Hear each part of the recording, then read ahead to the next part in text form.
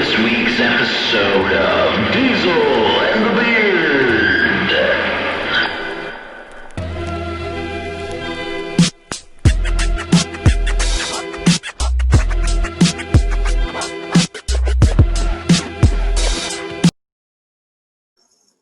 Welcome to this week's episode of Diesel and the Wiz. I mean, Beard and the Wiz. I mean, Diesel and the Beard. I mean, whoever I want to call myself. Diesel and the Beard. Da, da. Diesel and the Beard. Da, da. Changed my name to the Wiz this week just to give me some future luck in the on the board. I like that. It looks good. I manufacture all the luck I need, and here's proof. Go get you one of those. Just win state. So, can you be perfect? Can you be perfect? Can you be perfect? No one in the league is perfect yet. So that's I wonder we should go back and look and see if there's anyone who had a perfect run going. There's been a couple. I mean, probably like 5-0s, 6-0s. The funny thing is, a lot of the time the second best team wins. A lot, like if you go back and look, like when Chad and Craig played, it was 100% Craig finishing first. So I mean, it's something to look at. Everyone's kind of like, you're going to look at some of these odds I've generated for us, and everyone's going to be like, "Well, it's a runaway for me." It's like, well, you know what? Let's play the games. Yeah. We've got a pretty full docket, same as usual. We got the recaps, then right into grade the grabs, which people are starting to like, and some people like, some people hate, depending how we grade. Another man's treasure mailroom, and then we're going to go into some bets. AJ went against me last week, so that'll be thrown in his face. Then the week 9 previews and trade reviews. So let's start it off with week 8 recap.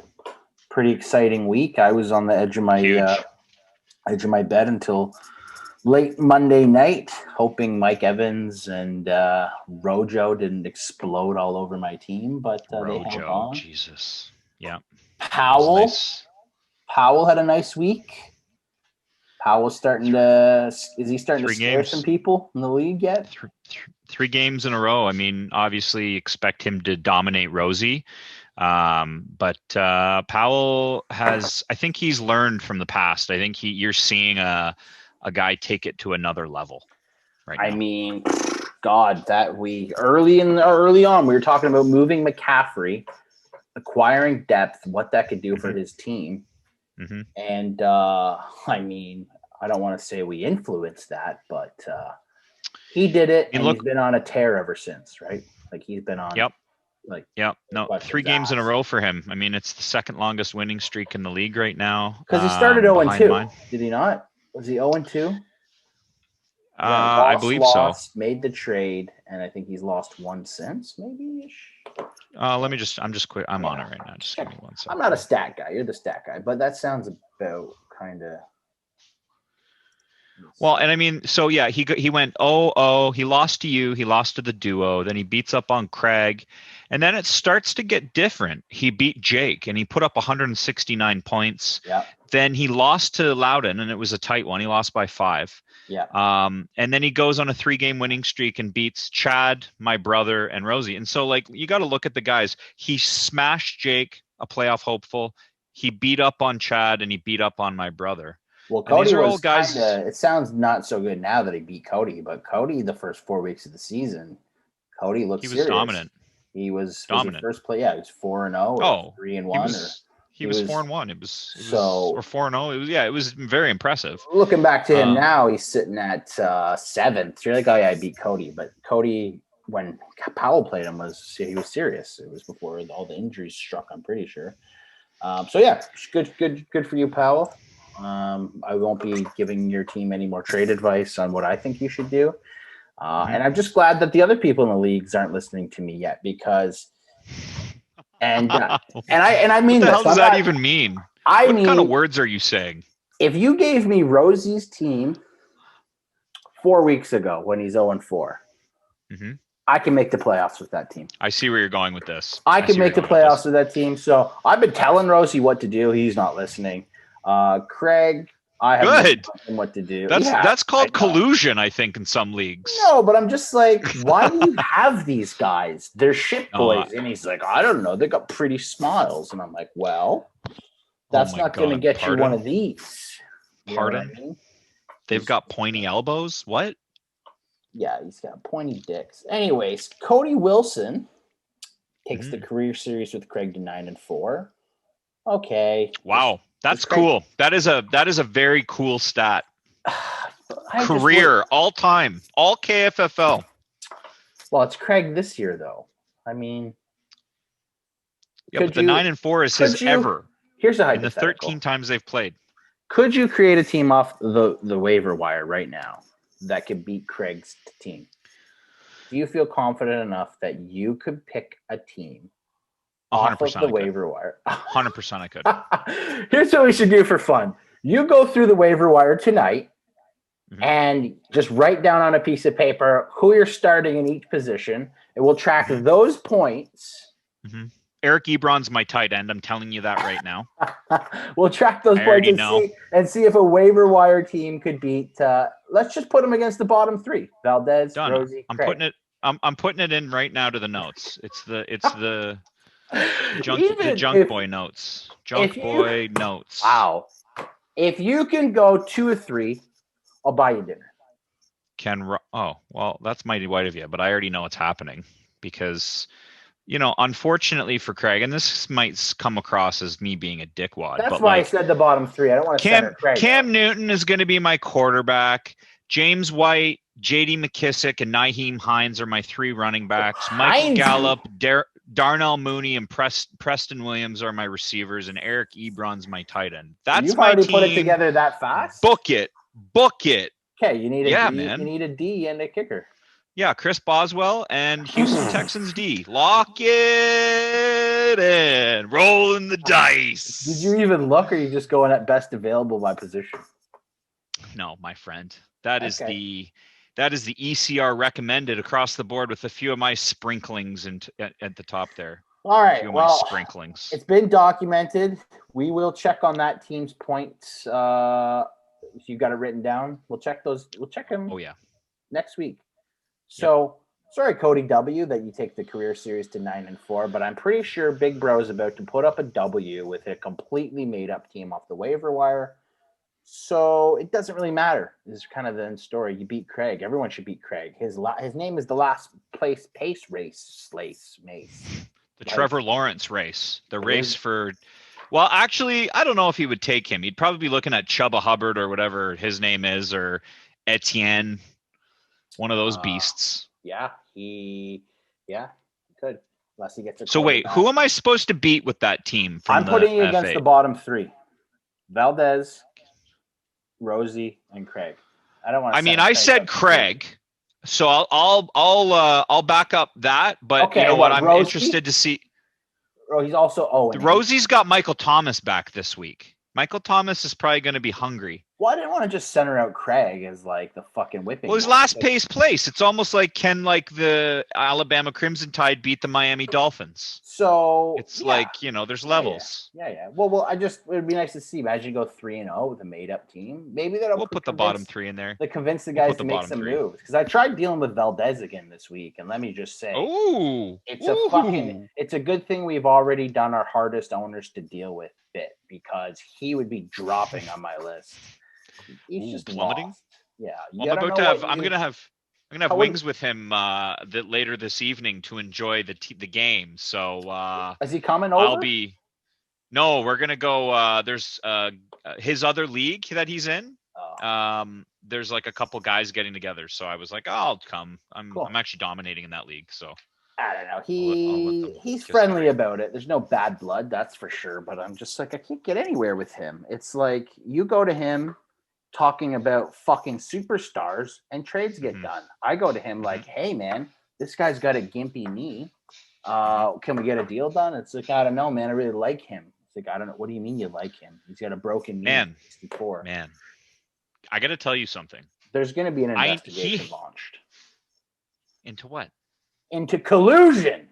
No, fuck that. Look at your top 3 running backs. Just saying. Yeah, wave away. You don't want me to plant the Man. seed, but No, actually, I I have can't the get- entire conversation, and if you read it, you'd start laughing. That's the thing, and I've actually openly said that I'd put them up there, and I stand behind this. I will put the conversations on unedited because they're hilarious. I actually You would don't read them, think and including, but I'm going after of course guys. not. I mean, he won't even talk guys like fucking Wayne Gallman. Are you in the Yahoo League with him? Because he has players in that league like James Robinson. And so I knew he liked him. And sure enough, when I brought his name up, it was, I really like him. Of course he does. That's what I'm saying. When he likes a guy, it's like Liam was like this. Yeah. You couldn't have pried Peyton Manning from his cold, dead corpse. I guess. And you know it. Valdez, wakey. The duo Wakey. smashes Bowser in a 29-point meltdown. Huh. JV went night. Again, what are we talking about here? Like, let's give the fans some news. Dorian gets a huge win over Reynolds. That's in your show notes. Reynolds. You know what? I will take it as a win because my team, again, was scrapped together. And, you know, it was a big win. It was huge. You needed it, man. I start 5-3 or 4-4, and he would have been 5-3. He's got an uphill climb. You've got two hands on the wheel. That's the difference. Coleman goes out first play, injured with a knee. It just didn't look good from there on out. The bottom three spots of my roster pulled it through, which was my defense, my kicker, and my flex play, which was Gus Edwards. And yeah, that's really where it got won. My defense put up 15, my kicker put up 16, and Gus Edwards put up 15. And Gus Edwards was just sitting on the wire, ready to be plucked. I plucked him just in case, and I was considering starting Gore. Right up till very, very late, Gore's projections looked better on every site I was looking at. He was supposed to get a lot of touches. J.K. Dobbins was the new guy in town, blah, blah, blah. I asked you, you're like, I love Gus, but I know you like Baltimore because you have Jackson. Man. You have Jackson. You think they're going to destroy everything by 1,000,000 points. I'm real about him now. I'm being honest with you. I listen to a lot of content throughout the week. And so what happens is I listen to different sources and I start to put together my own theories. And so you can pull a lot of stuff out of that, man. They talk about the number of routes run at certain positions. They talk about the number of targets that certain positions get. And then they just talk about like the overall amount of time certain players on the field. And the more that I heard about JK and like the trend for him, it was like, you know, he's not necessarily taking off with the job yet. And so if you're able to get if you're able to latch on to a good piece of that offense, like I think JK's future is very bright. Yeah. But if you just look at the usage data to date, it's Gus has when we saw it last week. Yeah, we did. Yeah. So it was 50-50 in goal line touches. So I'll give you a tip of my hat to you there because you didn't really talk me into it. I just asked you a simple question. I asked a few people a simple question. Eddie Kyra had nothing to say on it. A couple other guys. One was Gore, one was Gus. I asked you, it was Gus, and I'm like, you know what? I like Gus. He's younger, he's hungrier, and I think he was capable of being a starting running back on that team, to be honest. I mean, if Ingram wasn't there, it would be like Gus gets put in and JK develops behind him until he's ready to be the stud. So this team, when healthy, has the ability to support two running backs, just like Cleveland has the ability to do that. And I think that if you lost Ingram, you'd have JK and you'd have your boy. So, you know, I think it's possible. You know, in other news, Gus did so well for me that when it came time to drop a player this week, I ended up having to drop my one too many Packers in Tanyan, and then Craig goes and gets a nice scoop, which we'll talk about more in depth later. Shit. But, good grab, Craig. A little bit of heartbreak there. But hey, I hope Craig turns him into something and generates some points. Chad does what he needs to do and puts a smacking on the Scarecrow. Who? Chad beat Loudon. Oh, the Scarecrow. I thought you said the Scarecrow. I didn't know if he was there with you or if he is not. He's say hi to put Hobbs. Away in his home. Hey, Hobbs. He's put away in his home. Actually, Scarecrow's gone. Oh well. So until next year, Crow. Yeah. Do some scaring. So again, Loudon's got all kinds of troubles right now with his roster. I don't know if he knows if he's coming or going. We'll get to that later in the segment, Dorian. But we talk about how dead are these guys, and we're gonna break right into that, so Yeah. we can answer that for the fans. And Jake gets a double up from the commish himself. I mean, you had to show the new He got rookie what's up. waxed. Have you ever Both seen on and off. Have you ever seen Prison Break? Have you seen the show Prison Oh Break? yeah. Do you know I the have. guy that has Great an first Alabama season. accent, and he's like he kind of runs the prison season 1, and when he turns Vaguely. what's his name? Oh, Vaguely. Oh no, Yeah, he no. pulls his pocket out of his jeans, and then Yeah. his wife, they hold on to the pocket while he walks around. That's pretty much what Yes. you did to Jake. You're like, Yeah. hey Jake, come to the league, and then you just pulled your pocket out and gave him one of those. And then Jake just comes and holds on to it and walks behind you like a little man. scared, lost little individual. That's how You I just felt kill- about that matchup. I'm sorry, Jake. You just got absolutely destroyed 2 times. Destroyed 2 ways. Oh man, wow! It's like you go to a French restaurant, you get salmon 4 ways. You just got destroyed 4 ways. He got doubled. I mean, that's what that's just what happens. When you get a double up, you're gonna get called out. Now, here's the real question: does this make is Jake's team falling off? It looks like a couple of his players are slumping. Well, I'm going to note one thing, that when we get down to the mailroom, which I've got a sequel to our question last week, which was from yours truly, and Jake's added to the list now. He was untouchable before, but he's fallen down into that pool of hopefuls. So we'll talk about that. All right. Well, then let's move on towards that, but we'll go to our next segment, grading the grabs. Love it. One of my favorites. Do you want to start off with this one?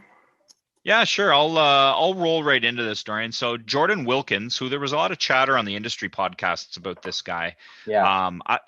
Coming out of college, I think a lot of people actually liked him. And so when I saw Loudon grab him, it was a solid B for me. Okay. I'm a little bitter for guys that get their handcuffs at will. So Loudon's the proud or maybe not so proud owner of JT. So, he goes and grabs himself the handcuff, who looked really good. I gave it a B. You know what? I haven't looked too much into this Wilkins kid. What's his film look like? He's got burst, man. I believe it's his 3rd year there. So he's also, you can just see he's free in the offense, man. He doesn't, JT runs into the back. Like, the difference is there's lanes being addressed and jumped on for Wilkins, whereas JT's like running into the back of his O lineman. The game's too fast for him still, Yeah. Well, here's my issue with it. Did Hines looked awesome, right? The problem is with Hines is I think they're trying to protect him. He can't take the everyday abuse. They already tried that with him, man. But I mean, so you're just Evian. assuming he's not going to. I mean, to me, Hines looked like a beast. He does. Great. He does look like a beast. But he's like a Chris Thompson, man. Like you love Chris Thompson. He's a flex guy, right? But so you're banking on him not being able to take the load. Well, you know what? I'll go with I don't know enough about Wilkins. I didn't do my research on this guy. He's not on my radar. So I mean, I'll just say what. He's a 1 week guy kind of thing. You know what I mean? Yeah. And if you own JT, he's a handcuff start. That's kind of how I look at him. And then I'll give him a C+.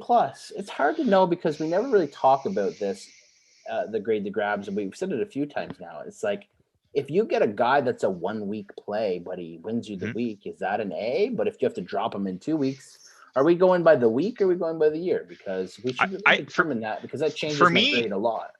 I think for me, right, it can be different things. You know what I'm saying? Like for me, it's like if you grab a guy and you grabbing that guy makes the most sense for that waiver spot.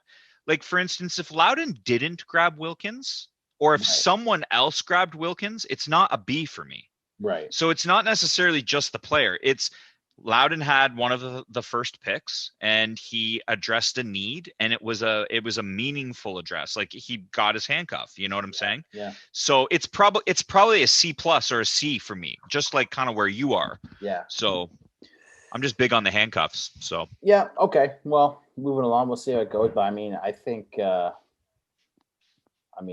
Yeah. they have a good O-line, man. That's the other thing. So So Reynolds with the second pick. Jacoby Myers or Myers. yeah, Myers. He's the young lad for New England. I don't know a whole lot about him, but if you've watched the passing attack for New England in the last I don't know, basically since Cam's come, well, I mean, as soon as Cam left, from that point on, when he got COVID, their passing attack has been trash. Even when he came back, like he can't break a 200 yards in a game, and he cannot throw downfield. Do you remember, Dorian, when we were watching? It was a few years ago.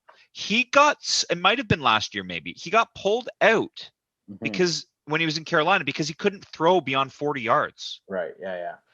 I don't know if that's been solved. I believe it was a shoulder problem. I don't know if that's been solved, but regardless, he can't throw downfield. So I gave it a C. Yeah, I'm going to give it a D because spot, I don't want anything it might be to a D. do with New England's throwing game, and his best week to date was a 7.8.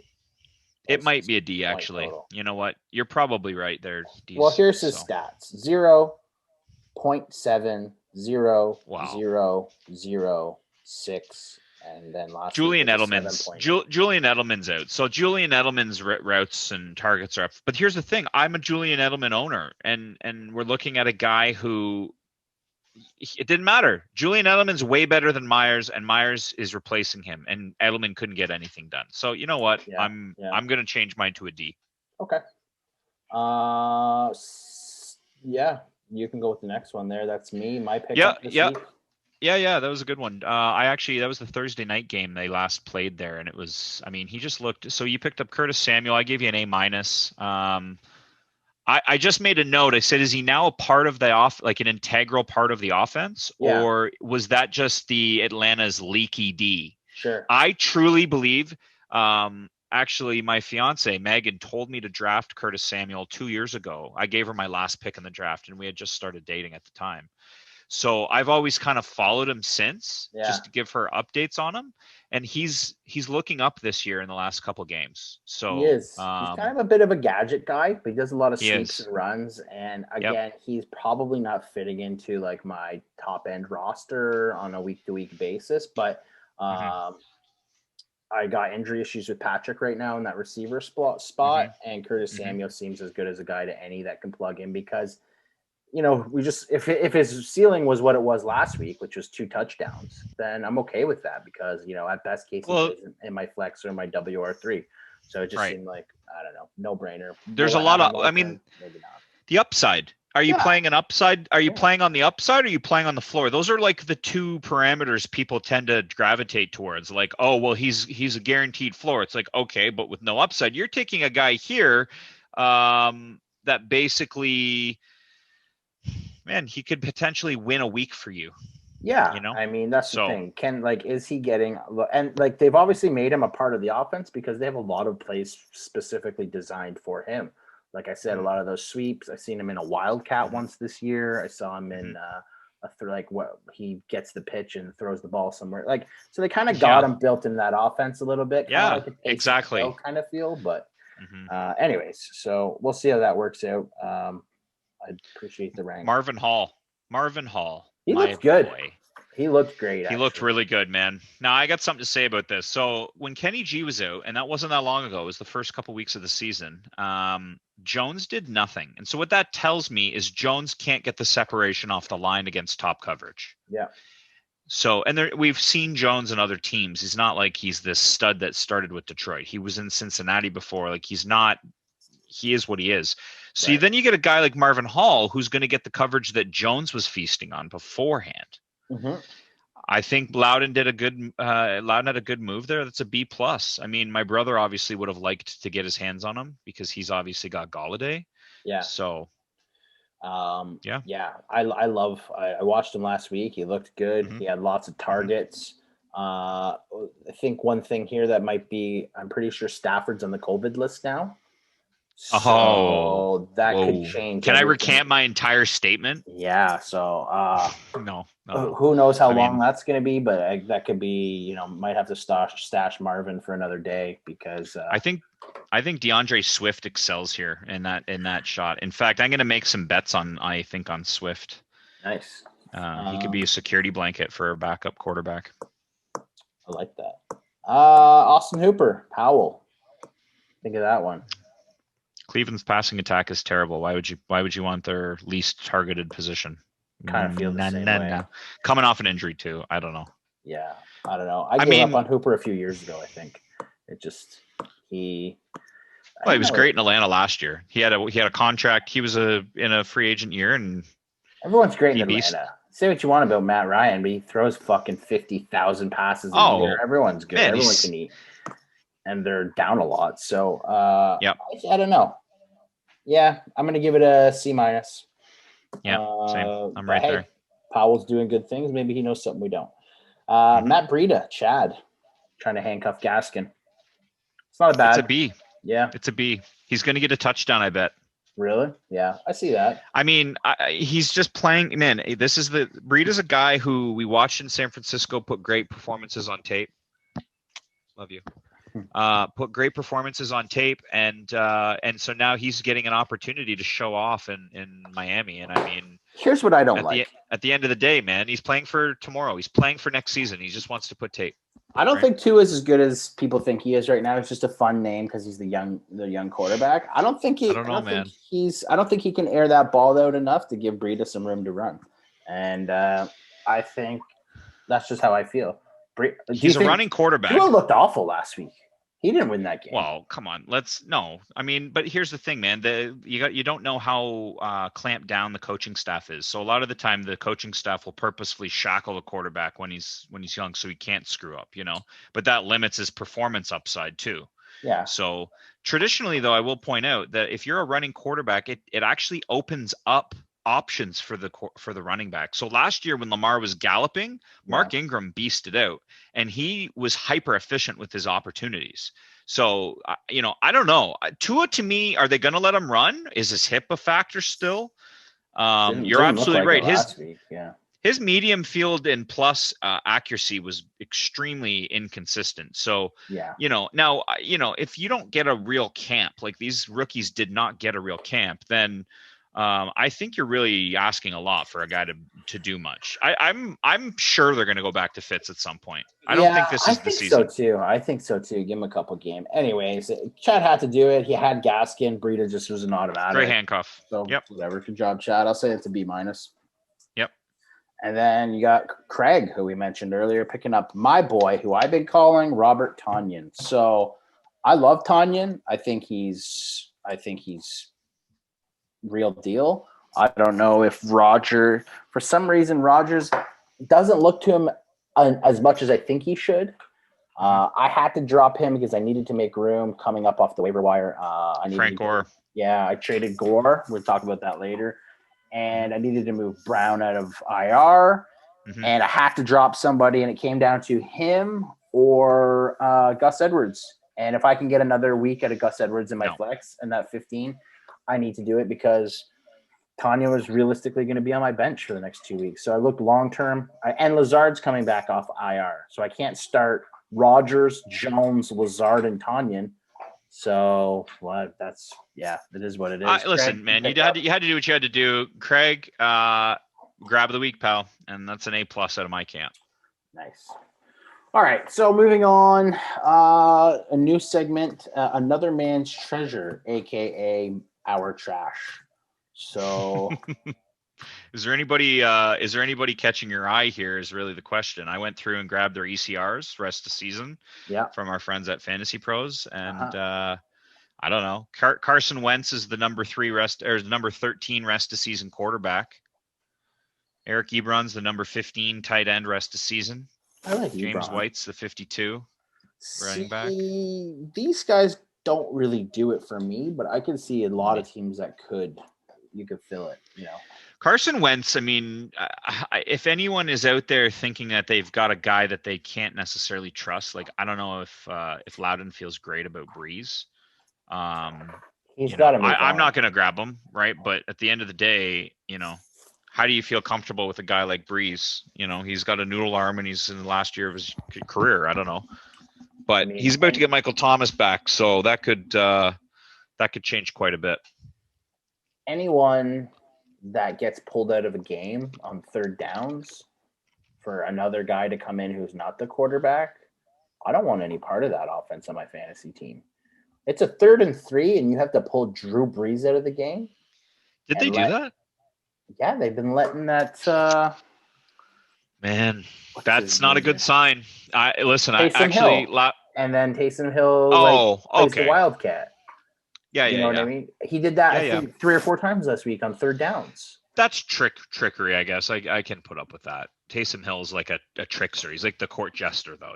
He's not sticking around. He's done after dinner. No, he's a one and done, but still, what? Yeah. That could be a touchdown opportunity for Breeze off the field. It's true. Anyways, it is what it is. I think Carson Wentz might find a home.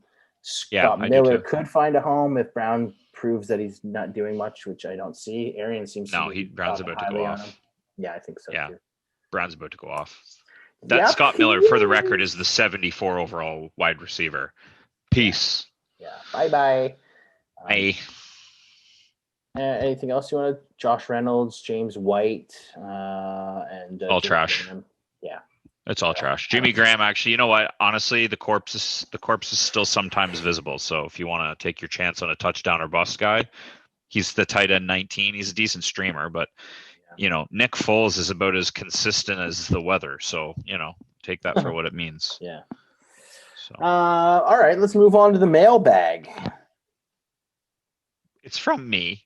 Ooh, plug in your own questions. So what I wanted to do, though, was just build off of last week. I think this is going to transform into a playoff segment over the next couple of weeks. I may have mentioned to you that I wanted to sort of get a flavor of that playoff atmosphere as we kind of move towards that. It's a little early, so I'll stick with the mailroom segment. But what I've done here, Dorian, is I've basically asked who misses the playoffs from the Swarm, keeping in mind that 6 and 7 is the historical threshold, or 7 and 6. It's kind of right there. So starting at the bottom of this pool or this tier, we've got Loudon sitting at 3 and 5. He's got a 17% chance of making the playoffs and a 1% chance of taking home the hardware. Mm-hmm. His next match, though, and this is where it really gets super, super interesting, man. This is where people need to start schedule hopping. You've got JV, Rosie, my brother, JV again, and then he closes with Jake, which is going to probably be a playoff showdown kind of thing. What do you think, Dorian? What do you think about Loudon's chances here? I think Loudon's on a bad trajectory. I think he's kind of lost. I mean, he lost his quarterback, which inadvertently affected his top running back in Zeke. Zeke has just been smothered against 8 in the box. He's getting lots of opportunities, and we're just not seeing those Zeke-esque that we're used to. He's one of the most traded players in the last week. I actually told Loudon this 2 weeks ago when we were watching football. You did. I said it's time to move Zeke. He laughed. You did. I remember that. I wasn't trying to be smart. Laughed. Yeah. No, you were ahead of the curve on that, man. Yeah, you were way ahead of the curve. Yeah. I mean, I think there's just too much volatility.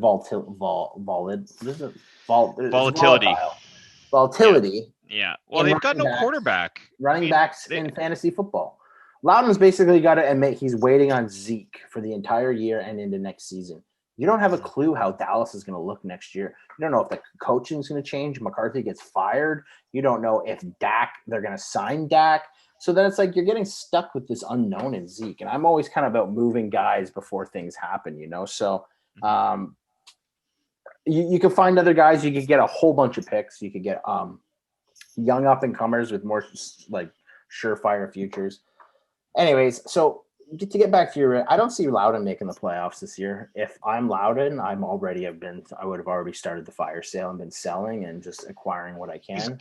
He's got a team. If you go back to the preseason, he's got a team on paper that was, it just kept coming up. It was like, yeah, he's got a good team. So the team he started with was Dak Prescott.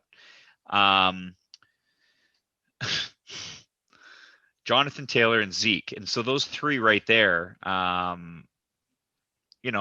was fearsome. He really was a team. DJ Chark was one of his first round picks. Deontay Johnson. Like, if we're going to talk about someone having bad luck, he trades for Andy Dalton. Dak Prescott goes down. Raheem Mostert goes down. Yeah. Chris Godwin's been ineffective all season. Ezekiel Elliott's been ineffective all season. DJ Chark's been invisible. Deontay Johnson has not finished a game all season.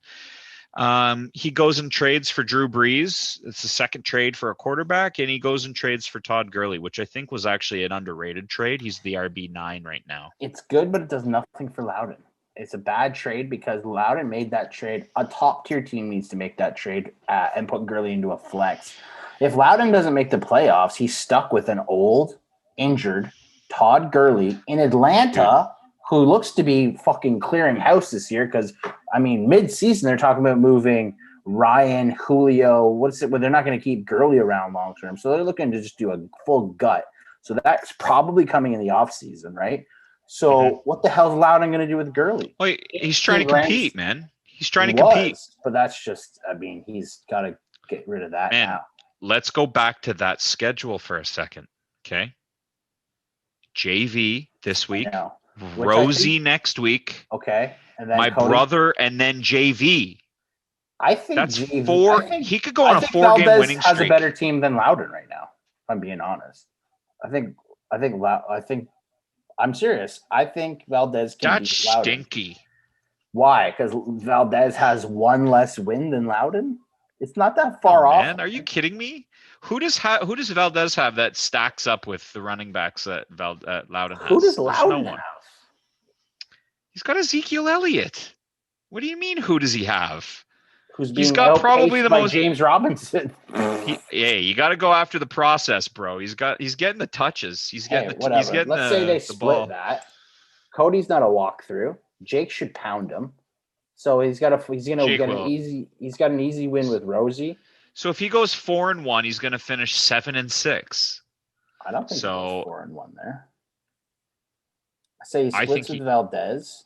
So he's 1. But even 6-7, right? If he goes 6-7, he's right. I'm just saying. And then what? And then so he scoops into that last playoff spot and he faces you. Give me a break. Dorian. Just hates it. Let's get on to the next guy. So Reynolds. Reynolds is 4-4. He's got a 25% playoff shot with a 2% title shot. And his next up, he's got 1, 2, 3, 4, 5. Cody Powell, Jake, the duo, and then he closes with 2 straight in the super rivalry against myself. Yeah, not looking good for Reynolds. I think Reynolds has the most difficult, hardest schedule. Yeah. And so, I don't see him having the output in points to be able to keep up with the top guns. Unfortunately for him, he's just tied his cattle to a post with some of these guys. Like Chris Carson and Ronald Jones are your top 2 running backs. It's actually in this league not bad, but it's not that great. And then you go to Frank Gore in your flex. It's like I'm running Dalvin Cook in my flex. Yeah, I know. Like, and I'm not bragging or anything. I'm just saying, with that schedule, you're playing me twice to close it out. He could beat me twice. He could go undefeated. Anything can happen. But if for our purposes here, we have to make some decisions. And I think Loudon gets in before Reynolds gets in, if I'm being honest with you. Okay, but of these bottom 6, how many of these are supposed to make the playoffs? 2. I just don't see Loudon. Like, it should be Jake should get 3. in. 3. Sorry, there's 3. It's 3. So I say Jake gets in because CMC's back now. I just have him in there because he fell to 5-3. Yeah. But when we're looking at, I wanted to kind of go one by one, but you know what? We'll spit them out in a row here so everybody can see how everyone is, and then we can chat about it. So, my brother's 5-3. He's got a 50% chance of making the playoffs, and he has a 3% chance of winning the title. He closes out with a match with Dorian this week, and then he's playing against the duo, Loudon, Chad, and Rosie. A mixed bag there, really, but he's got a pretty tough schedule to close out, if I'm being honest with you. Yeah. Powell was right above him at 5-3, and he's 66% playoffs with a 6% title, which is double the previous. Mhm. He's closing out against Reynolds, JV, myself, and then he 2 against you, Dorian. So that is Yeah. you guys were you guys were the bottom 2 teams last year to close out the season, and that's why you're doing this. This is why you're part of that super rivalry. This is incredible, man. I know. You can't write this stuff. You cannot. I'm not looking to playing him the last 2 weeks any more than he's looking to playing me, really. But hey, you got to do. I thought, or looking at this early on, 0-2, and I'm looking at Powell the last 2 weeks. I'm thinking, boom, and now it's early on, yeah. Dorian, I'm getting goosebumps just even thinking about this, man. Like, so we go up to you. You're 5-3. Just setting the table here for our viewers. 74% chance to make the playoffs. So 3 of every 4 chances we roll the dice, you're in. That's, to me, that's pretty solid. And 8% to take the title. You play Cody, you play my brother, you play Chad, you play Rosie, and then you close with 2 against Powell. The thing that people are missing here, the loser from that sample and the winner, if Loudon, like, let's just use this type of an example. If you were to beat down on Powell and Loudon were to win out, we're looking at a situation where, because of the way the schedule is, one of you or Powell may end up not getting in. Right. Yeah. It's like we're dealing our own death. You at this point, you control your own destiny. If you win into those 2 games, it probably won't matter for you. Yeah. Well, I mean, I gotta take care of Cody this week. That's what I'm looking at. I'm hoping I can get a banged up Chad next week, and then from there on out, it goes Rosie, which should be a win, and then Powell times 2. So that could look a lot different by the time it happens, based on who's trading, who's buying, who's selling, blah blah blah. So I don't know. I'll just take it 1 week at a time right now. Well, and then that brings us to our last contestant in this segment. And that's Jake. He's sitting at 5-3 with a loss last week. He's got a 79% playoff chance with 11% title chance. So he's basically 4 out of every 5 times he's going to make the playoffs. So that's secure to me. And then he closes with Chad, Reynolds, JV, the duo, and Loudon. And so, I mean, in reality, 2 of those he really should win, and the other 3 he really has a good chance. But here's the thing that most people are missing: CMC is a full participant in practice. If he hasn't been pulled off IR, I'm thinking it's quite likely. And so with Jake, that's like a late season trade. We're in a playoff push here, and he just got the best running back in football to open the season. Yeah. He's been falling off, but let's see. I'm not writing him off just yet. No. We'll see how this McCaffrey, if this can change things around from him, because his team really did look shit last week. I know you doubled him up, and that's fun to say, but his team did nothing. I think he started. Well, he put up 80 something points. So 88. Yeah. I'm just going to take a quick peek just to give us some meat to chew on the bone here. So he put up 88 points to my 168. Not quite a doubling, but it's pretty close. I just nowhere on his roster fired, and Ridley's out or was out. I mean, we're looking at a waxing. The big problem for me is right here. Okay, the quarterback position, he didn't have Kyler. That's fine. It's Clyde Edwards-Helaire. What are we talking about here? We're talking about a guy that got 6 carries last week. You took him. You want to rewind this back to week 1 when I said Clyde Edwards-Helaire ain't gonna be shit? Then he had a big week. Did you say that? Say that? Oh yeah. Somebody get us the clip. We need a producer in this. Young Jamie. Place. Young Jamie. Play it back. Hobbsy cat. I was saying it all year. He's going into the best position. He's not the best running back, and I think I even used the word bust. And I said it, so I'm not surprised by this at all. You're killing his value on the trade market, bro. it is what it is, man. I mean, it's true. my opinion. It's one man's opinion. Someone might think he's the fucking next best thing. It's Diesel's opinion. When the wizard speaks, it's like Gandalf fucking sprang down from the heavens, that dragon. It didn't matter that much because I told Jake pre-draft to trade out of it. Because, yeah, it's fun having the 1-1 and the new sexy toy. But Lev Bell's going to be carrying that team right into a playoff race. So, I mean, if Jake has aspirations of winning the title, all right, and, obviously I'm not going to have Dalvin Cook put up 49 points. You know what I'm saying? Like, that's not going to happen all the time. But at the end of the day, like, you have to be able to break 100. Yeah, that's the mark. And I think CMC is going to go a long way. But when we look at CEH, I don't know. Yeah. I just don't know. Anyways. So to close this segment down, who are the three? And I want to hear yours first. I really do out of this group of six. I really do think it's me, Jake, and Cody P. And I think me and Cody P split the last week 1-1. So, but I still think we get in. Wow. I think Loudon or Reynolds or Cody, 2 out of 3 of those guys become big sellers in the next week or two. And they're racing to the bottom with Craig and Rosie. I think Loudon's too proud to do it. To start the sell-off? But if I put a spank down on Cody this week, I think Cody starts looking towards next year. And Reynolds could really – I mean, he's got a 25% chance of making the playoffs at this point. Someone's got to be first in this pool for the selling market. Someone's got to be first in. And if I'm personally Reynolds, I start it because and I know everyone wants to win now. He just made a trade for Frank Gore, so he's obviously not. Let's talk about the names he's got right quick here, so we can give him a quick plug to close this segment, Dorian. I'm just going to load his roster, and he's got some value. I've looked it over. I mean, Kareem Hunt is a guy that I know he has, and I've said it since I had him on my Madden team. I like him a lot.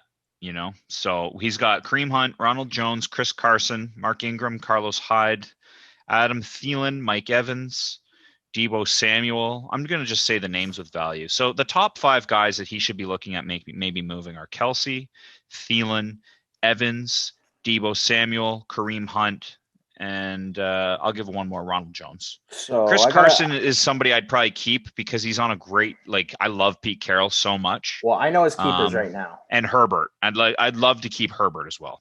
He's keeping Kelsey, Herbert, Carson, and then 2 of Hunt, Evans, and Thielen. Okay, so I was right on point there. So he's got guys to move. Ronald Jones. I mean, Ronald Jones, anyone that wants to keep pace with the heavyweights in this league right now, you need running backs. They're super scarce. This guy's got more than he needs. So if Reynolds loses, do you honestly think at 4-5 Reynolds is going to set fire to this thing? Yep. I think so. But I could be wrong. Could see it. Could be one I could more see week. it. It could be 2 weeks. Because if he goes, was he 4-4? If he's 5-5, he's still got a realistic shot. So if he wins, he's got to lose twice. The reason I think Cody doesn't sell right away, even he's at got a soft schedule. He does, but his team is with Loudon and Rosie. I don't know. His team is just falling apart at the seams. Chad's name has a lot of strength behind it. Just before we get over to the whiz picks, Chad's name has a lot of you know how we talk about name brands with players. Yeah. Chad's a champion and a recent champion from 2018, and he's a great fantasy manager. Okay, but his team name is Chad there. He looks like he's the 2018 champion and should be feared. He shouldn't be this year. And I'm not chirping you, Chad, and I know you don't even listen to this thing. No. And you should be, because there's a lot of juicy shit that goes down in here. Oh, yeah. But you got no running backs, man. LaMichael Pirine is your RB1. I'm not even going to go into any more detail because anyone that knows anything knows that that's absolutely horrendous. It's actually surprising Chad's gotten this. He's pretty much gotten this far on the strength of Russell Wilson's arm and him being able to plug and play waiver guys and getting points. And he should change his name to the Russell Wilson chip truck because he's just been wheeling them around and letting them cook wherever the fuck he pleases. Chad would be nice. It'd be nice if Chad sold. I had one conversation with him about a trade this year, and he wasn't awful to deal with. he straight up told me he's not paying for what I offered, and I said, "Okay, Chad, talk to you later." And that was the end. He'll of never it. lose it. He'll never lose a trade, Dio. Nobody He'll wants never to lose lose a it. trade, but No, but I will. I will potentially. I'll go in and overpay slightly. Like if I get the best player in the trade, but like with Tyreek Hill, I paid way more than I should have, man. But I was like, yeah, I'm getting him. You know what I mean. yeah, I do. Well, okay, this is my favorite segment, and because you're the man, I'm gonna just temporarily supersede your commentating duties. Bet365 with the Wiz and friends. Last week, I had some poopy picks. Yeah, what'd you go? 0-2, 0-3. Yeah, I went 0-2. Mike And Davis for the first TD. I will say it was a rushing TD, but it was a Curtis Samuel rushing TD. If Curtis Samuel wasn't scripted in there, I was pretty confident with the way they were moving the ball on the ground that he was going to get it. But alas, it didn't happen. He should have. I think I had He a little should have, sprinkle but- on that too. Yeah. And then you went against my Atlanta pick, right against it, in my face. Yeah, I did, and it was a dumb thing. And you know what? That's what happens when you go against Magic, man. You can't go against it because you'll turn into a You were fucking taking loser. screenshots of your bet, posting them in our chats, like, got all kinds of value here, and I just sat quiet. I actually hammered Atlanta. I think it was $400 or $500 bet. Nice. Man, it wasn't. Listen, just so we're all on the same page, it wasn't like a runaway. Oh no, it wasn't. That was a close game. You were Winners probably just win. clenching your. Winners win. Yeah, they do. The Yes, value, they do. The value is with Atlanta. Ridley, anytime. He I got don't hurt. think you hit on that one. He hurt. That's right. He's out. He got hurt Yeah. early. So in the that's game. a void. I'll void that one. It's like when a pitcher doesn't make a start. Yeah, whatever. I don't think I had anything else, did I? No. Atlanta, And the Ridley anytime was like a value, just so everyone at home Yeah. is on the same page. Picking a touchdown score is hard. You know, a game could have 3 touchdowns, and there's fucking 20 guys that can score a touchdown. You're like rolling a roulette wheel. You got to find the guys that have value. So speaking of value, who do you think there's some value in tonight and why? Let's just talk touchdown scores first. Yeah, so anyone that's followed the show, I mean, Dorian, you and I have had some great hits thanks to you. I've been lucky on my own a couple times, but for the most part, you guys have opened my eyes to the anytime TDs. And the anytime TDs they're good two ways. They're good live, obviously, but they're also good pregame trying to find value. Yeah. So tonight, Dexter Williams is the bigger of the two handcuff backs between Tyler Ervin and himself. So Dexter, in the industry podcast that I follow, he's the guy that is preferred to be getting the goal line carries. So he's paying 2.62. There is talk of Aaron Jones being able to play. He is active, but in terms of the bruising work at the goal line, there's no AJ Dillon and there's no Jamal Williams. So I have a sneaky suspicion that when they get down there, they'll turn to the big man. Yeah, I like that because I did see that Aaron Jones is active, and I'm going to make a game time decision if I start him on my team or not because Tevin Coleman was active last week, came in for a play, ran to the sidelines, gimped off, and that was it. And I don't want to get into the same situation when I have a capable guy in Gus Edwards. So. Oh man, if you're looking at the difference between Jones and Edwards, what percentage of Jones do you think you're getting this week? That's the thing. You're not getting 100%. No, I know.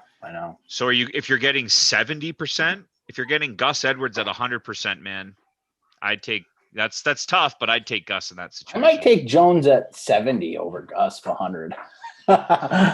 We'll see how the game goes. I'm going to do a little bit more research after this goes. Yeah. I'm hopping on Craig Tanyan anytime.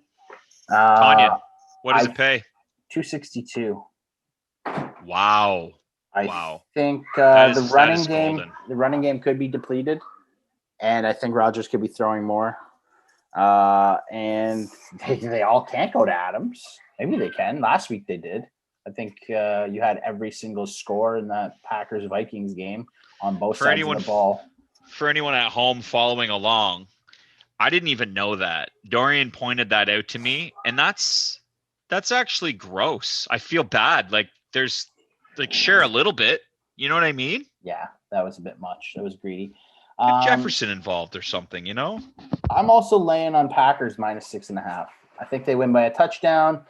They didn't travel well last time. They went down to Tampa and played. I'm hoping that this time they're coming out firing hot.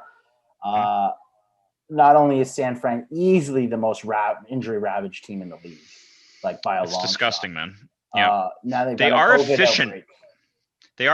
They are efficient with Mullins, but all the things right. You just nailed it right there, Dorian. That is. Would you say that the COVID outbreak is the nail? Oh, 100%. You give me a touchdown with a COVID outbreak, a shortened week, and the most injury-ridden team, as much as I personally like the guy, like Hasty's probably looking to be their number one back this week. They got a backup quarterback in. Debo Samuel He's spicy. is hurt. He's fast. So yeah, I think Debo. Brandon Ayuk is a hotly chased player right now. Is Ayuk not injured too? I think he's ready to go, man. COVID. Oh, really? Oh, maybe. Oh, COVID. Ooh. It was COVID. No, that was Kendrick Bourne. Really? I mean, maybe both. I don't know. I'd have to check back in. I don't own Ayuk, but with his usage as of late, it was looking promising. The problem is, man, when you go back and forth from different quarterbacks, you don't know what to expect. Yeah. Like certain guys like certain guys, Yeah. Let me read here. Yeah, Brandon Ayuk. Yeah. Him and Bourne both tested positive, so they're not going to be both going of them. Tonight. Who are they going to throw to, and who's going to run the ball? I think Bourne was actually later tested negative, but he's still out. But anyways, it's a gift, man. It's a gift. Is Jordan Reed back? Less than a touchdown? I don't care if he is back. They could have fucking Calvin Johnson come out of retirement. I don't think they have anyone, man. I'm with you. One guy's not going to do it. And if it was one guy that was going to do it, it's not going to be Bourne or Ayuk. So this is a gift at 7 points. I think if they were healthy, the Packers would be close to a 7-point favorite. Like if it was a healthy team, it would be probably like Packers -5.5, Wait. If both teams were healthy, I would say that Green Bay is probably a 4-point favorite. It could be 4, it could be 5. It'd be close. Something like that. So close, now you're going to give me sure. 6.5, and the team's depleted. Seems like a gift. I like it. I like it, man.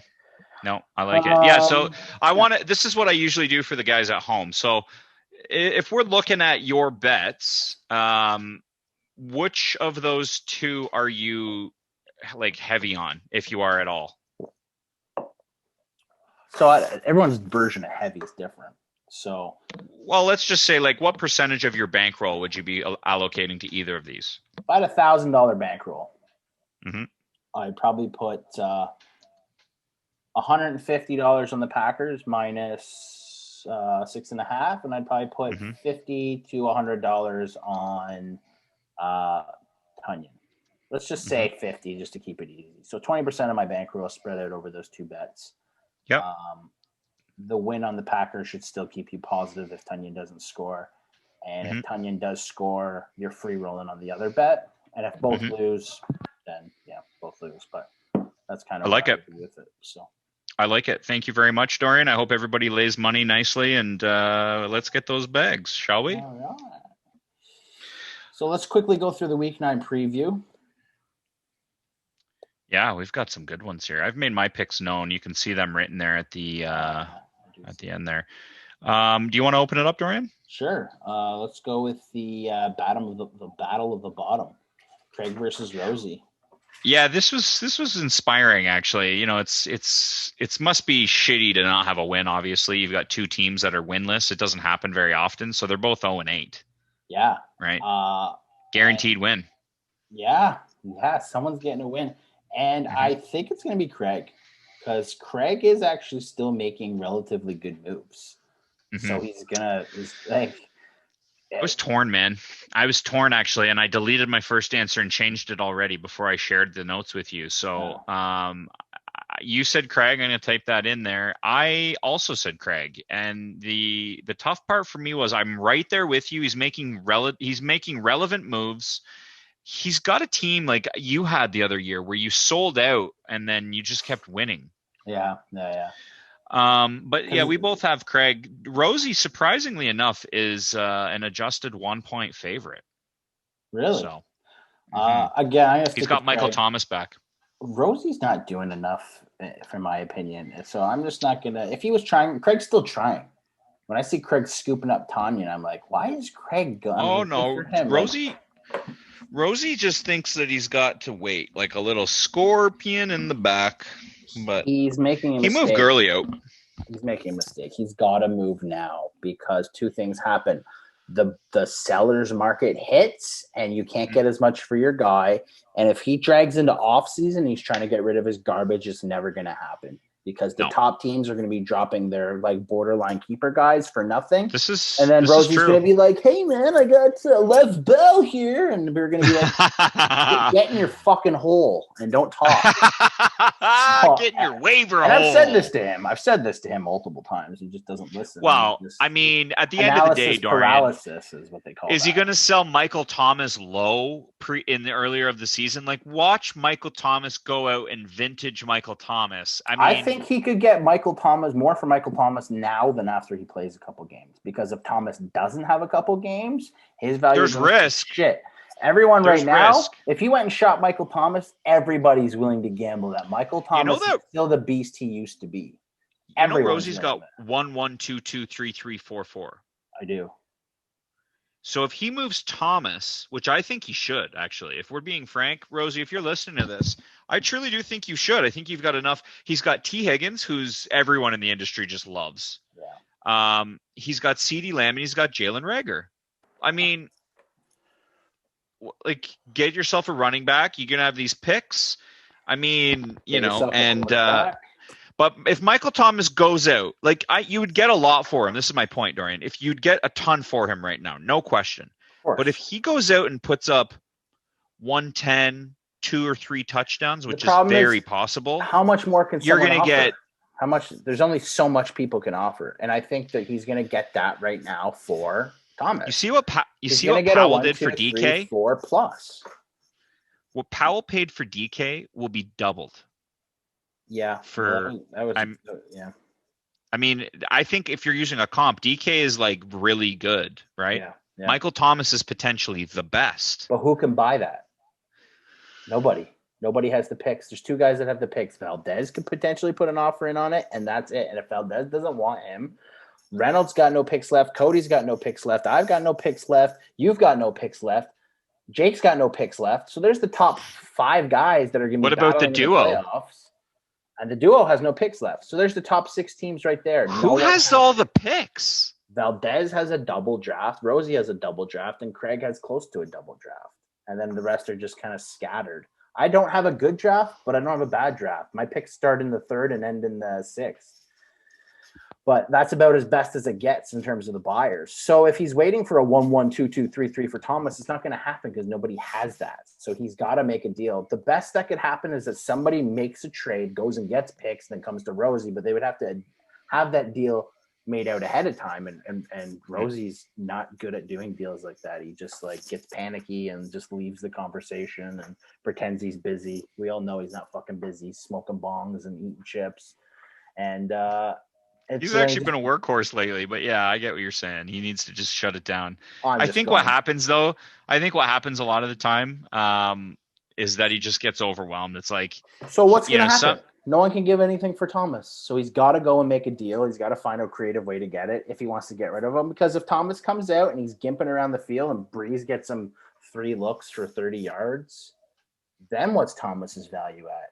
Now he's got to wait for Thomas to go back up in value, and that could take the whole season. So I don't know. I'm trying to find the draft here. So I mean, this is actually insane. Rosie has 2 first rounds. Craig, 3, 4, 4 first round picks. You want to know why that is? Wow. First to the fucking seller's pool. And I've been saying this all year. Rosie's going to wait too long, and there's going to be no buyers with picks and other sellers willing to sell cheaper. I've been saying it all year. You know who could go and get Michael Thomas right now? Who? Cody Powell. No, Cody Powell just traded his picks for DK, didn't he? He's still got lots of picks, man. Really? Oh yeah. He could send him a 1-2-2-3 as a table stake. Wow. And he wouldn't even be touching what he can still do this year. Wow. I mean, he could literally take Justin Jefferson or George Kittle. He could literally take George Kittle, 1-2-2-3, and I bet you that would be enough to get Michael Thomas. And that wouldn't affect anything about how he competes this year. It would affect my matchup with Powell weeks 1 and 2, or the last 2 weeks. Shit. Well, That is what it is. Hey, I'd rather see the league prosper than nothing happen.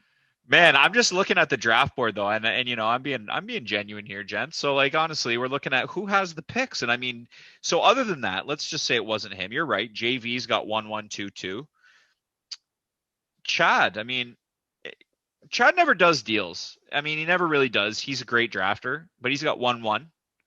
He got Cody's, my brother's, for Steph Diggs. How's that looking? He's the sit of the week. That's the last I read. Oh, come on. Really? I'm pretty sure I kind of feel bad for him, man, because he had so much momentum, and then Buffalo just went kaput. Like we were talking it was about like this earlier too. It said Buffalo stutters. He's fucked. We both said that. Now it's Buffalo We did. stuttering, and Allen couldn't keep those godly numbers that he was putting up, where his fucking completion rating was like top 3 in the Hall of Fame. Do you remember me talking about the variance in his numbers from last year to this year, or from career to this year? Do you remember me saying how he was up like 10% accuracy and like 2 to 3 full yards per target? Sorry, it's just they can't both go up. It's like you can't have inflation go up and the value of the dollar go up. It just doesn't happen really. So, anyways, let's get back on track here. Cody versus me in the Week 9 preview. I'm not going to. You're a 5 favorite. You're a -5 over my brother. I've got you pegged. I looked at Cody's team, and it's not. It just doesn't really scare me. I mean, his team when he had Mahomes and Kelsey was it was formidable. It could basically put you out, and you couldn't do anything about it. And that's one of the scariest thoughts when you're trying to win a championship. You're actually gone up to a 7-point favorite, and you've got Rodgers, you've got Gordon, you've got Johnson, you've got Julio, you've got Lockett, you've got Samuel, and then Aaron Jones is going in your flex potentially. He's got Fournette, Hasty, and Moss. It's unfortunate. He's got Chubb. His team should be better than this. My brother's turned into a pretty decent fantasy GM from when he began. But when you look at this team, did he not get a bunch of picks when he traded Mahomes? Was it not picks and players? It was Allen, or was it all players? Did he not get a bunch of picks? I'm pretty sure it was pre-draft, man. Was it not? Oh, maybe. Yeah, I made a reload. Yeah, it was pre-draft. Yeah. So then he just didn't draft well. No, I mean it's tough, man. I mean, I personally, if you're going to do a trade like that, you do it when you have momentum in season, and you don't need a quarterback. So you know what I'm saying? Like you take Mahomes and then you move him into a Michael Thomas or something where it's like you're just over the top now. Yeah. But it is what it is. Hindsight's 2020. I won't spend too much time on this. The one Achilles for you, I would say, is the flex. If I'm being real, Cody's gone ahead and put Moss, who's essentially the start is based on him being touchdown dependent. Him and Singletary put up the same amount of yards last week. So for you, why aren't you going with your boy Brown in the flex? I'm gonna give him a week. I don't think you need to. Honestly, man, I think he'll regret that. Yeah, man, last week he came in off the street in New England, and first week he had 2 touchdowns, and he just Brady just targeted him. Yeah, that's what they were saying in the industry. They were like, he's just always open. He just creates separation. You know what I'm saying? So it's I just heard Arians was giving him I heard the high end of his range was 35. Listen, if snaps, you've been doing research, snaps. I just know Brady does what he wants usually. That's all. That's all I'm basing it on. Brown to have a touchdown this week. I've also always run running backs in my flex. So in order I to broke start, free of that rule a little while ago, but in order to start him, I with basically you. have to sit Jones tonight. I still might sit Jones tonight, but then I got a beast in Edwards ready to go. So so here's it. If I sit Jones tonight and Edwards, You're thinking Gus Edwards. Okay. If I sit him tonight, I'm thinking Gus, unless Ingram is Ingram for sure out, or is he possible? He's a question. I don't think he's going to go. I don't think so either. But if he's active, then they want him for the cold weather. Yeah, so it'll be between Brown and Gus if Aaron I Jones see what you're comes in saying. tonight. So hey, I like having options. That's how you got to win in this league. You got to have depth, man. If you don't have depth, you're looking at thank God, because Leonard Fournette and JaMychal Hasty, man, poor guy. Yeah, I didn't have an option. It was just like I have to put this guy here. I have no one else. Oh man, so it's good that I even have this conversation now. So I'm happy to have it. Yep. JV and Loudon. We're looking -12. -12 is the spread, eh? There. Matt Ryan versus Breeze, McKinnon versus Gurley, Gallman versus Elliott, Keenan Allen versus Anderson, Kirk versus Chark, Ayuk, who's on the COVID list, is in his starting spot. I think Chark with the new quarterback is going to be better. I believe you're going to see him be fed the ball similar to where Herbert was feeding the ball to Keenan Allen. I think we might be seeing something like that as well. I like Loudon this week. I think his team's – I still don't think he's a competitor to win this year, but I think he should beat up on JV, who is not far off being among the basement dwellers, the people under the stairs. Do you remember that movie? It. Oh my God, man. It was on the movie network when I was like 6, maybe. TMN, the movie network. TMN, that's right. Yeah. They rotated three movies. It was like Shawshank, The People Under the Stairs, and like Tin Cup. Dude, we probably saw it on the same fucking channel. Oh, 100%. Yeah. That's hilarious, man. That is too funny. So Loudon should get this, I think, unless JV gets some like miracle fucking 50 burger out of Ryan or something. I'm with you. I'm 100% with you. I gave it. I went that way too. So it's a -12, but I just don't think JV has anything. So Reynolds versus Powell. I went Powell, and that's Powell -4. I just think Powell's on another level, and Reynolds. Powell's on the level Reynolds was on last year, and Reynolds is just running on fumes at this point. So. Yeah, he's got some running back troubles for sure. I don't want to give it to Powell though. I want to jinx Powell, but his team is better. Metcalf, Jefferson, his team is Swift, Connor, Brady. Yeah, Powell, you should get the win this week. Congratulations. Yep. Chad and Jake. Jake -4. Ooh. How are they looking health-wise? Well, I mean, here's the thing. Chad has no running backs. I took Jake all day, and the reason is obviously the lack of running back. It's only a 3-point spread. Chad with no running backs is only a 3-point dog versus Jake. That's crazy. I don't understand it. This is what I don't understand. Like, where's CMC? He doesn't have CMC in, man. Wait till CMC's off the IR, and I mean, CMC's probably going to beat Chad on his own. I don't see it being that heavy because I think Wilson's going to put up a burger this week. Yeah. But yeah, I'm going to say Jake's going to win this one, but it'll be a close match. Actually, did you say Jake? I said Jake, yeah. I was going to switch, but I just can't. Freeman. No, man, it's gross. It's gross. No, P. Ryan. And here's the thing. So I want to just quickly the implications of that match. So I like this angle because, we can get right into the micro details of the match, but the macro details on what happens in the standings are equally as important. And so if we're literally looking at a battle for the bye, okay, so Jake with the win legitimately has a shot at the bye. That's how insane this league is right now. We've got a guy that was just listed in our playoff bubble discussion, albeit he was leading it. Yeah. And now we're talking about him being one win and he's in the buy discussion. Yeah, I mean that's good.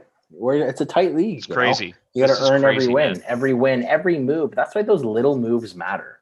It's those little man. moves that win championship. Because if you can make a Yep. move, a Gus Edwards to plug into your flex and win a week, that's humongous. And I think guys should be trading for that stuff. They shouldn't just be trading for long-term keepers. They should just be. And Reynolds did this week. He's putting Gore in his flex. That he's still fighting, and I can appreciate that. So he is. Yeah. AJ versus the duo. That Huge. is a humongous matchup in terms of the Battle of the Goliaths.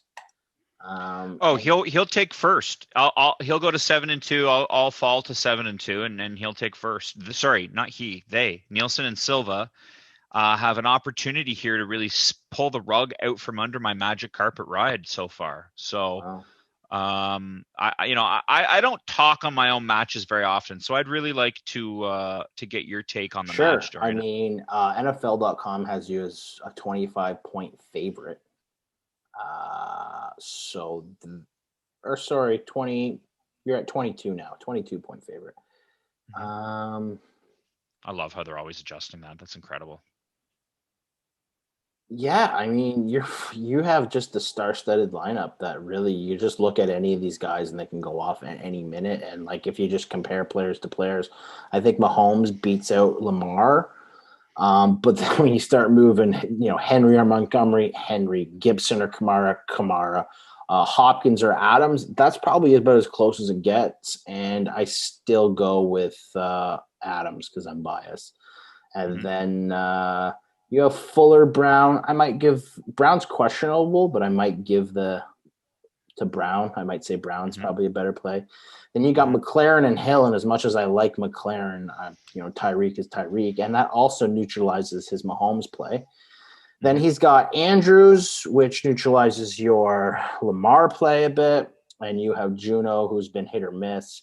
And then when we go into the flexes, you have Delvin Cook, which is easily the best flex in the league, versus J.K. Dobbins, which should be decent, but still not going to beat you. Thanks, Ed. Here's looking at you, pal. And, so Silva and Nielsen are about to probably get a smack. You're missing out on the top fucking defensive start, too, bro. We're about to watch the Steelers feast on a rookie I don't talk about seventh string. And defense, but, yeah, I'll take what's our boy Watt gonna do? I'll take his kicker Q, but I definitely go on Steelers. I love man. Q. The Steel Curtain is gonna put up 20 points, man. Mark my words. They're gonna go ham versus Dallas. That could. They're gonna go through maybe 2 quarterbacks. You might see 3 different quarterbacks play in this game. I'm not kidding, man. Well, DiNucci's getting benched, so he's not playing. DiNucci's over. The DiNucci era was a short one in Dallas. God, Jerry Jones don't fuck around. They need a Willie Beeman. He goes. One of these guys might be, man, but he goes on to local Dallas radio shows. He calls in. This is Jerry, man, and he'll just shoot the shit. And he was like, he was talking about DiNucci. He was clearly overwhelmed. It's like, you think? Oh yeah, that's too much. He was a deer in the headlights of a fucking spaceship, man. A 7th rounder coming into the fucking NFL. Give me a break. All right, we're going late as usual, so let's get to the trade reviews here. That's a great little segue there, Dorian. So let's start with yours. I mean, you did what you do, and you continue to. And so what you did was move on from Frank Gore, boo fucking who, and you increased from a 5th round pick to a 4th round pick. Hey, so it is what it is. I got to say something, okay? It's fucking fantastic that you did it. You continue to prove why you're a veteran OG of this league. However, Reynolds, wakey. If he drops Gore, okay, and he probably would have, no one's grabbing him because he's shit. I wasn't going to drop Okay? I needed to make room for Brown. If you knew that you weren't going to get shit for Gore, you were not dropping your boy Tanyan, man. You told me I couldn't trade Frank Gore. You said on the fucking mic, we were playing Xbox, you said you can't trade Frank fucking Gore. Well, fuck, man. He's 109. He was born during the Great Depression. He's ageless. Anyways, I don't think it's that bad. Reynolds lost 1 pick. And No. Gore It was can the put up a fact that 20. you did it was impressive. So we'll give you a slow clap there, I'll Diesel. take There, it. eh, I'll bud? take it. You know what? I have a good trade relationship with Reynolds, and we'll continue to get deals done. And the second he Well mentions done. he's a buyer, he's gonna probably getting that pick back anyways. Or sorry, a seller. Well, All Rosie right, Rosie. and Powell That's a did a big one. deal. It was, and I like to say that this was Rosie's. This was his aha moment. He had a trade before for Dak Prescott, or no, sorry, for Derek Carr, which was fucking terrible. That was bad, yeah. Then he had the trade involving was it Juju and Drake? I'm just gonna double check that. Rosie needs And to that was address his QB issues. it was Kenyon Drake, Juju, and then he traded out Gurley and Breeze, and he got a couple picks. That was a great. That was sorry. So the Derek Carr trade was pathetically bad, and he knows that. We've said it. This second trade he did last week was, he ended up with Juju and Kenyon Drake, some guys that are still going to get opportunities. But then this trade. So let's get to the current. To Rosie, CeeDee Lamb, Jalen Reagor, 1, 2, 3 to Powell, who wins the trade by default because he gets the best player, DK Metcalf 10, 10, 11. This trade looked phenomenal for Rosie before DK went off last week because DK went fucking Nuketown. DK is potentially the best wide receiver in the league to open next season. That being said, I still like Rosie's end of it. For where Rosie's at and for where Rosie needs to be at, he brings in two young receivers that he can either keep and roll with or potentially flip and get more picks for. And then he's just got a 1, 2, 3 right on top. And what he should do is take those 1, 2, 3s and maybe even another pick or two and go make another big deal for a big keeper this year. And then it's going to look like let's just say he brings in either a running back or he brings in a quarterback. Let's say it's a quarterback, and now he's got a quarterback and 2 young receiving studs for DK Metcalf. You just turned 1 stud into 3, and that's how you win compounded trades. I think Joe Burrow needs to be on his team, and that's not a plug for you. I truly think a quarterback of that caliber could be just what he needs next season. And the other thing I think he should do is he should look at getting a guy like Nick Chubb from my brother. Or he should be looking at another deal with Powell, because I think that Michael Thomas, once Drew Brees goes, Michael Thomas's value goes as well. The thing about Thomas too is by the time Rosie's really being a competitor, which is probably likely 2 years from now, he'll be relevant next year, and then the year after that he could be a competitor. But Thomas isn't going to still be there, so he needs to move Thomas, get what he can for him. But imagine him going to next year with Burrow, Chubb, Reagor, CeeDee Lamb, and then somebody's dropped. T. Higgins. He could probably get a better upgrade than that. T. Higgins is tight, man. I like breaking news. I just got an update that Josh Jacobs did not practice today. Really? Yeah. Well, yep. Jake, you know where I stand on that. So yeah, good for Rosie. Also good for Powell. I'm kind of sick of seeing Powell getting better and better as the days go by, because I know this is going to be all roads lead to him to get to the playoffs. And what a rivalry, man. You guys are literally just carving it out of stone as we speak in this arms race. Jesus. Well, anyways, last trade was Jake got Mike Davis in a 10. The duo got James White Dropsville in a 7. It's a little stinky little trade, but Jake got his handcuff, right? No, Jake got the handcuff, yeah. Caffrey, Davis. Yeah. Good on Silva. Little stinker. I don't mind it. So we have run long, so I won't keep this up too long, Dorian, but I wanted everyone to see on camera. We've got the hardware right there. If you can see it, there's a put your hand behind it. Yeah. There you go. There. Yep. You can see it. So there it is. That's what everyone's playing for. And, I think that we need to get some more people involved in this podcast in the next couple of weeks, because we are in the thick of it. I'd love to hear from, here's my list. Okay. Jake, you need to get on, fella. That'd be a hilarious podcast. I wouldn't mind seeing Reynolds jump on again, but in reality, the number one guy that I would love to get on the podcast is Cody Powell. I think that he's right there. So We need to bring Edward Chiron too. He's not affiliated with the league, and if we give him a day to look things over, we could get a real fresh perspective on who's doing what right. Maybe have him look at a couple trades, and then maybe he could look at a buyer and a seller breakdown for us. So any of you guys out there that are still talking with him, which I know there's a fuck ton of you that are using him as your consigliere, get him on. Drop the line. I'll throw him a bomb. Other than that, good luck everyone in your matchup this week. I am planning to do a special edition of the Wiz's Corner in the coming weeks. I'm just waiting for the right week, and I'm going to bet the board. I'm going to bet every single game for the Thursday, Sunday, and Monday nighters, maybe closer to the American Thanksgiving, and I'm going to lay $100 on every single game. So I'm going to bet the board. It'll be a $2,000 roughly in play, and then you guys can follow along with us just for some betting degenerate fun. And Dorian, that'll be fun. True wizardry. That'll be fun. See if I can come out on top. Get those bags.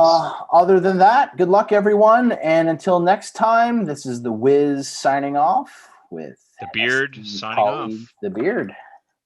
Take care. Cheers. Welcome to this week's episode of